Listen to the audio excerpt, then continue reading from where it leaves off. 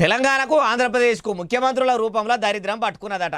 ఓటుకు నోటు కేసుల రెడ్ హ్యాండెడ్గా దొరికిండ్రు కాబట్టి వాళ్ళిద్దరిని కూడా అరెస్టు చేస్తే అయిపోవునట.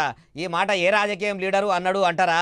లీడర్ కాదు, చూస్తే సామాన్యుడు లెక్కనే ఉన్నాడు. చూసినాక ఆయన అన్నదాంట్లో నిజమెంతున్నదో మీరే చెప్పాలి. ఆ రోజు ఓటుకు నోటు కేసులో ఇరికిచ్చేసి ఇద్దరిని అయితే లోపలేసేసి ఉంటే ఈ రోజు రెండు రాష్ట్రాలకు పట్టిన దరిద్రం వదిలిపోయేదని చెప్పాలి. ఇంకెవరిని? రేవంత్ రెడ్డిని చేసి చంద్రబాబు నాయుడు దొరికిన దొంగలు వదిలేశాడు.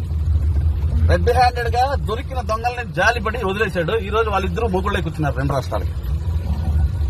ఒక ప్రజాస్వామ్యంలో ఎమ్మెల్సీని పబ్లిక్ గా డబ్బులు ఇచ్చి కొండం అనేది ప్రజాస్వామ్య దేశంలో దేశద్రోహం కిందకి వస్తుంది. ఆ కేసును కొంచెం ఫార్వర్డ్ చేస్తుంటే వీళ్ళిద్దరూ ఇప్పటికి లోపల ఉండేవాళ్ళు.